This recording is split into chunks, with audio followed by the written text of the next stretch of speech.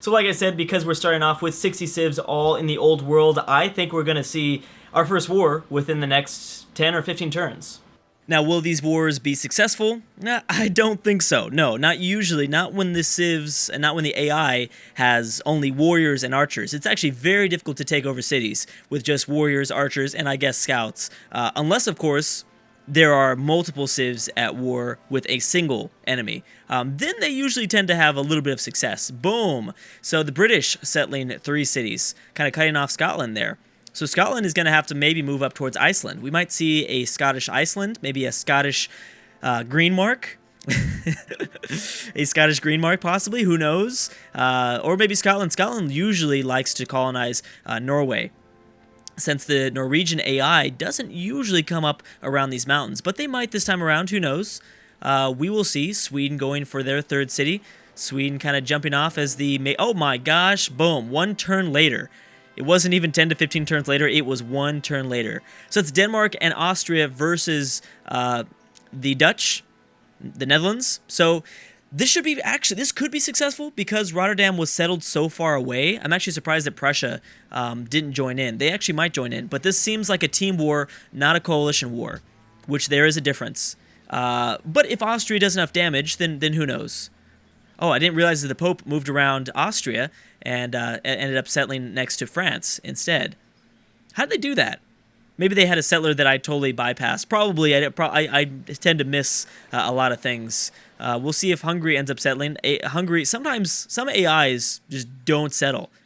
Sometimes, and I don't know why, but, you know, just I am watching this Hungarian AI. If he's not starting to move his settler, then we know that he's probably going to be a little bit bugged. Not to say he's bugged the entire game. We've seen it before where the AI will eventually settle their settler. Maybe there's something going on behind the scenes. But, yeah, obviously that's not good because the Balkan region is going to get eaten up in terms of space really, really quickly here. Let's go ahead and... I can't believe that this war... Okay, there's another one. So we have a lot of European wars, which actually shouldn't be surprising at all. Prussia, Lithuania, and Prussia and Sweden. So Sweden and Lithuania working together against Prussia. Prussia trying to settle their 2nd city. So Lithuania won't cause an impact, and actually Sweden's not going to do anything either because they can't move across the Baltic Sea at the moment. Not yet. I think by turn 50, I think most of the civs will have the ability to embark units. Now we have the Goths. Okay, so I can already tell we're going to start to lose track of the wars. When we do that, what I usually tend to do is, we just look at the major wars, the major wars that will make a big difference. So we've got Lithuania and Russia teaming up against the Goths. The Goths pretty aggressive here, but you know what? This might not be too good because Lithuania is already here with a few units. These forest tiles and the river will definitely help out the Goths a little bit from Lithuania. And I don't know if Russia really is going to contribute too much. Here's the thing about Russia. They need to be prepared for the Huns. They need to be prepared to take on the Huns. Because if they're not, the Huns are obviously a big early civ. And so is Assyria. Assyria with their siege tower and the Huns with just everything. No, they have their battering ram and their horse archers. So Russia's going to need to be careful of that. Russia already pretty aggressive with their own 3 cities. There's only a few civs with 3 cities. Oh my gosh. Finland's got 2 settlers up. That's pretty big. Let's go ahead and check on Africa very briefly. Morocco, we've got a few... Oh man, these tiles are already looking all nice and stuff like that. Wine, calendar, wine. They've built all that. Plantations up, I guess is what I'm trying to say. Congo going for their 4th city. Memphis, Egypt deciding to move down, and the Umayyad maybe playing a big role in the Eastern Mediterranean. That's 2 coastal cities now for them. That's pretty big. The Mediterranean might be really interesting to watch, especially seeing civs now from the Middle East. We've got Byzantium, obviously, stakes with who controls the Mediterranean. Greece, the Vandals, the Carthage, they're normally kind of involved in those wars. The naval warfare within this what is it? Inland sea. Technically, it's technically an inland sea, the Mediterranean. Is that technically the term? I don't know. I do not know. Cracklord does not know. Please let Lord know. Okay, Persia with 4 cities, but as well as we've got Kazakhstan with 3 cities. This might be really cool to watch. Again, I'm very excited for Kazakhstan. I really hope that they have a successful campaign, especially since there's just so much land up here. So much land. So we've got Scotland building the Temple of Artemis. Good for him. Whoa! How did they get so many of these units up? Okay, actually, that's another thing that I should mention is on Immortal difficulty, this shouldn't be surprising. We're not used to this because we've been watching Emperor difficulty. Korea going, oh, we've got, nice, good for Japan. The Shanu have a lot of units, but again, that shouldn't be super surprising because that's how Immortal difficulty works. The AI is able to get just huge armies in the very beginning. So maybe I take that back. Maybe the AI will have a lot more success with war, early stages of war. We won't have to wait for like late game because they're just gonna look. They're going after Mongolia already. Wow. All right. Well, that is gonna be interesting to see. Still gonna be difficult for them to move in because of the mountains. We've got Armenia building the Great Library, and then there it is. So the Shanu gonna be kind of sieging out the Mongolian capital, possibly. Well, that siege will probably begin very soon. How's Tibet doing? Tibet not settling in the most safest location. Obviously, their capital super safe, but second city not so much. Look at that, Japan with 4 cities almost. That's great. Oh, that's already a big change. Siam, the Champa. Burma not really doing much. Burma needs to settle here. Poland and Greece. We've got Chola, and I don't know if that's exactly the pronunciation. Wow, Lithuania did end up taking over this Gothic city. And we have our first religion as well. So the Russians were going in after it, but Lithuania ends up taking it over, which is actually a big steal away from Catherine. Okay, so what happened here? We've got Lithuania versus Poland. That's Lithuania declaring war on Poland, and we have Greece declaring war on Poland. That won't make that much of a difference. This is our first religion, and religion is a big deal. Ethiopia getting up the world's first religion. Keep in mind some of the mods. Some of the mods do help get religions a little bit faster. So Ethiopia is... I'm actually surprised to see Ethiopia with the first religion in the world because usually these modded civs have amazing bonuses to religion because there's not that many religious civs in base game Civ 5. So a lot of the mods included, stronger religious civs. So like the Pope will probably be the second or third, I think, religious civ. But we'll see. I'm not entirely sure. Can't remember the unique ability off the top of my head. But if you're interested in any of these civs, the best thing I could advise for you is just Google search, say Civ 5, and then do, the Papal State or Civ 5 and Hungary. Because the search engine from Google is obviously going to be it's amazing. Obviously, it's Google, but maybe I shouldn't compare it to amazing. But the Steam Workshop search is terrible. So I totally understand that why people can't find some of these mods. Don't even use the Steam Workshop search bar. It's so bad. Holy crap. Just Google search it and you'll be able to find all these mods. Just kind of wanted to throw that out there because I know I get a lot of questions for which mods I'm using and how to find it. And I think it's because a lot of people use the Steam search engine and it's terrible. So just I'd advise against that. So the Huns going after Persia. That's interesting. But Assyria going after Persia is a little bit more. Obviously they're closer, but that's still going to be tough. These mountains are going to protect Persia for the most part of this campaign. Kazakhstan hasn't broken out to war yet. Let's go ahead and check on the Shanu. Shanu so far being held back, obviously pillaging a bunch of land, but it's even with all these units, it's going to be really difficult to take over Mongolia. Very, very difficult between these kind of in this valley here. So they don't really know what to do with all these units that they have. Ooh, the Chukchi, you better be careful, Chukchi. You just settled next to like the beehive almost, the beehive of the Shanu. They're going to be pretty scary. Okay, so the Huns in India as well as the Maratha in India. Oh, well, because, yeah, you settled Delhi. You settled right in between the Mughals and the Maratha. They're going to be pretty mad no matter what. Like I said, the Cholas should have an interesting opportunity here because they have this natural wonder in Sri Lanka. So, that's going to provide them with happiness, faith, and food. And they could possibly maybe go after the Indonesian islands as well because they'll probably be, for the most part, pretty coastal. Indonesia. Yeah, they're going to be stuck to this first island in the very beginning, but they're going to get off of it soon.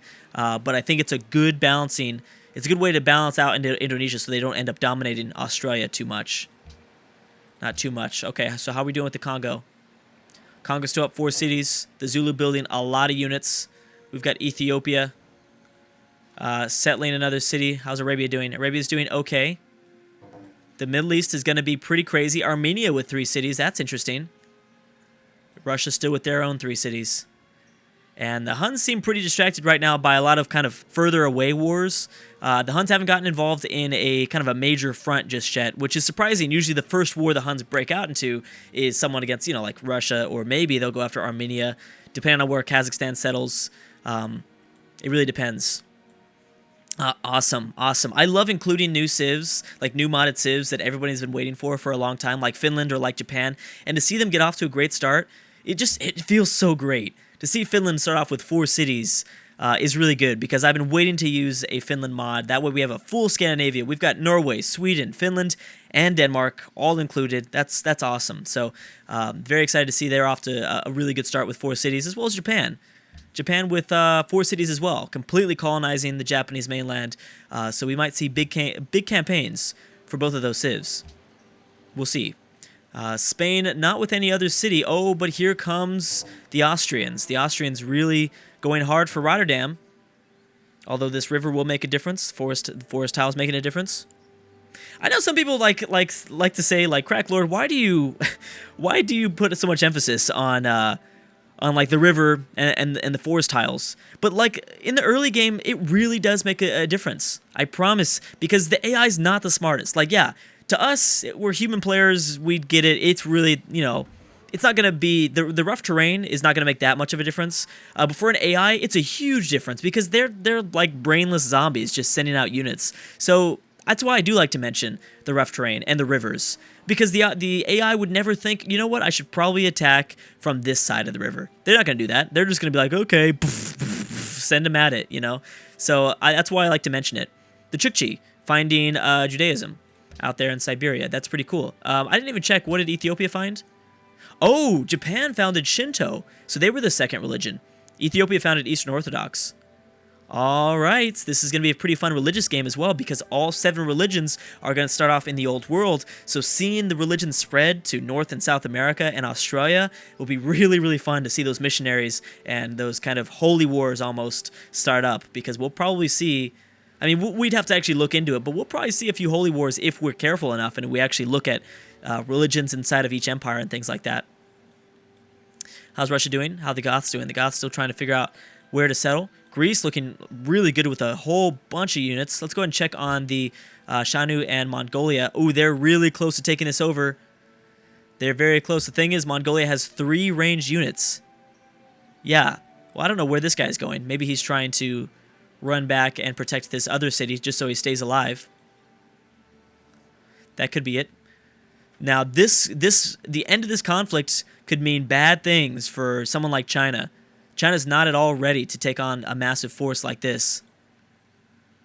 Now, this is pretty much a chariot. Yeah, this is a chariot archer. I thought it was their unique unit. These are all range units. So unless they get this spearman over here quickly, they're not going to be able to take this city over. And now the Mongolians have 4 range units.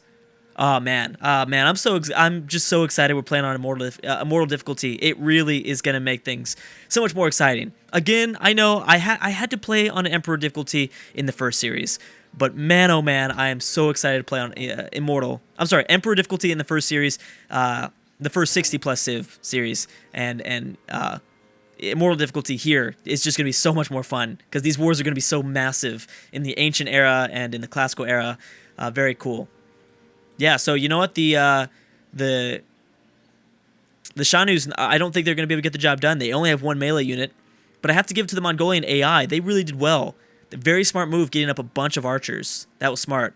Okay, so Spain and the Vandals working together against Carthage. This is something that we did not see in the previous series. If the Spanish have embark, if they have the embarkment technology, they might be able to do some damage. Obviously, the Vandals, though, are the big ones here. The Vandals could take maybe the Carthaginian capital if they're careful and if they strategize enough. Statue of strategize. You know, I realize that that's probably not a word, but I like to say it. So it flows. It flows. No, it doesn't really flow that well. I don't know what I'm saying right now. I'm sorry. Ethiopia and the Congo, and Arabia and Ethiopia. Ethiopia should be fine. I don't see them falling. I just don't see it happening. Ethiopia going for their 3rd city. Oh, you didn't finish the Stonehenge, did you? I don't think you did. I think you're still building it, but maybe you did. I'm not sure. Statue of Zeus has been built by the Chinese. All right, so that's another big wonder for them to get over there. Great Wall will make a pretty big difference since every civ is starting off in the old world. So seeing who gets that wonder, that world wonder, will be interesting. And we have Spain and the Pope teaming up against the Dutch now. Oh, Austria really close to taking over Rotterdam now. Denmark and the Dutch have made peace. Denmark didn't contribute anything to that war. And Denmark moving down south, pretty smart move, grabbing another city. Oh my gosh, no. Denmark went after the western part of Norway. That's super smart for the Danish AI.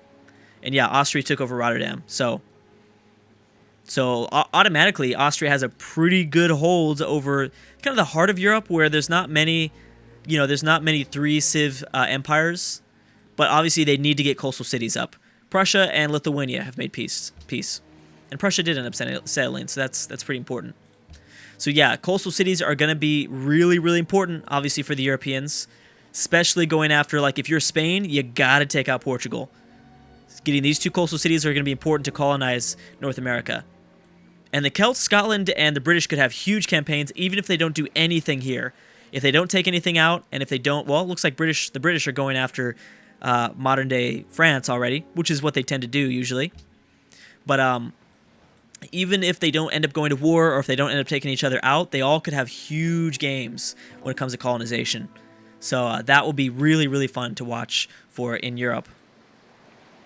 I'm actually surprised that the Pope hasn't attacked Austria just yet, since Salzburg is really kind of pretty much undefended right now. I'm really hoping for a big campaign for Prussia too. Prussia is a really good AI, but they usually end up not doing so well in the early game.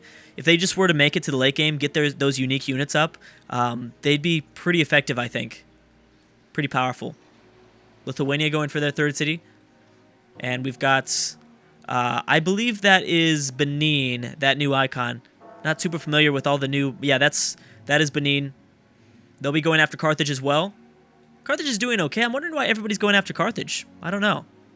The Pope, there's the Pope. Okay, so he founded like the 4th religion, Catholicism, if I'm correct. And so far, there's actually no one in Europe. There's not a religion in Europe just yet, so that will be big, because there's obviously going to be a lot of cities in Europe.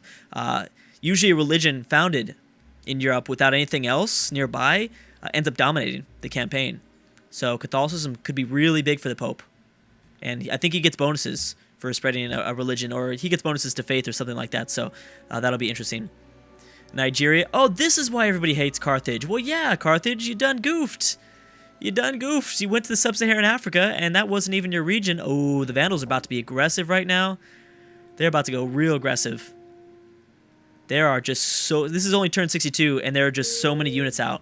This is why this difficulty is going to be really, really fun to watch. Anyways, guys, I'm going to stop right there. Thank you so much for watching. Let's check on the Xiaonu real quick. Yep, Mongolia has defended themselves pretty well. Anyways, guys, thank you so much for watching, and I will see you guys next time.